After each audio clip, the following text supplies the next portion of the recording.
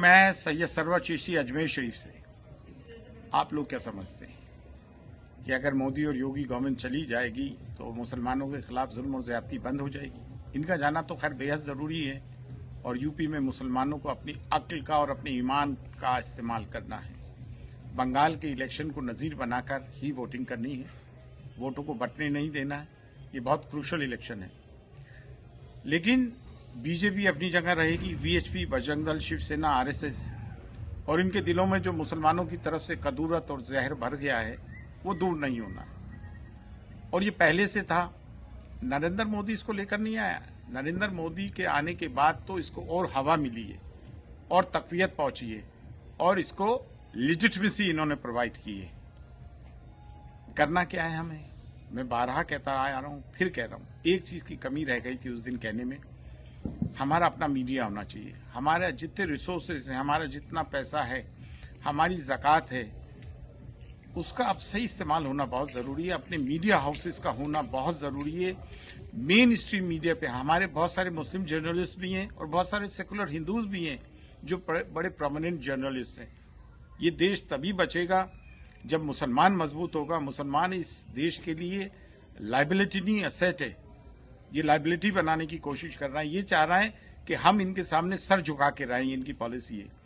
लेकिन ये बेवकूफ़ ये नहीं जानते, जो कौम अल्लाह के सामने सजदा रेज होती है वो दुनिया में किसी के सामने सजदा रेज नहीं होती है।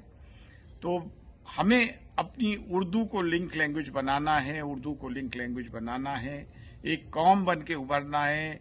हर शहर में अपना पैथोलॉजी लैब ट्रस्ट बनाकर अपनी डिस्पेंसरी, अपना हॉस्पिटल, अपने स्कूल, अपने कॉलेजेस, अपने यूनिवर्सिटीज़, एक पैरेलल इंफ्रास्ट्रक्चर हमारा तैयार करना है। अगर ये गवर्नमेंट में चले भी जाते हैं बीजेपी तो हम इनका तासुब ख़त्म नहीं होगा और हमें इस तासुब का मुकाबला इस तरह से होगा कि हमें सोशली, पॉलिटिकली, इकोनॉमिकली एम्पावर्ड होना पड़ेगा। यही एक राह निजात है। फी अमानिल्लाह। अल्लाह। कब तक तुम्हारे पास पैसा रहेगा?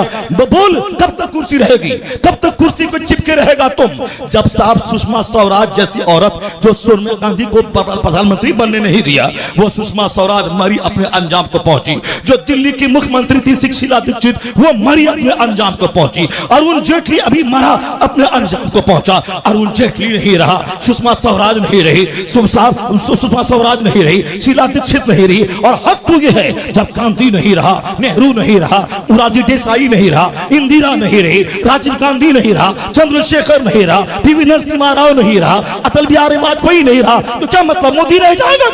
क्या मतलब मोदी रह जाएगा?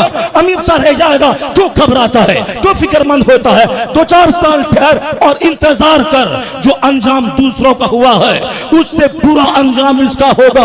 और जो मिटाने का सीएए और एनआरसी की बातें कर रहा है, वो तो शमशान घाट में लाठी से मार के उसको जलाया जाएगा। और जो इस्लाम मुक्त भारत का वो सपना देख रहा है, अगर उनका बाल बच्चा जिंदा रहा तो 30 साल के बाद देखेगा, या 30 करोड़ 60 करोड़ की तादाद में बदलेगा और हिंदुस्तान में हर तरफ इस्लामी अजमत का झंडा लहराएगा।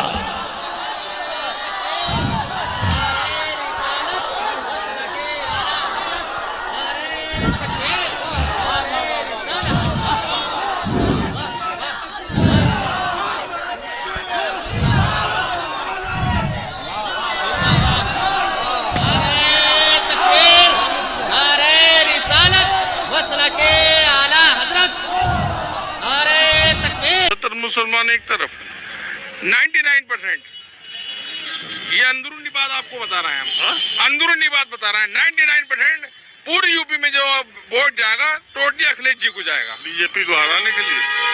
हाँ बिल्कुल, बीजेपी को हराने के लिए। तो कहीं मुसलमान एकजुट हो जा, हिंदू भी एकजुट हो जा, फिर वो देखी जाएगी।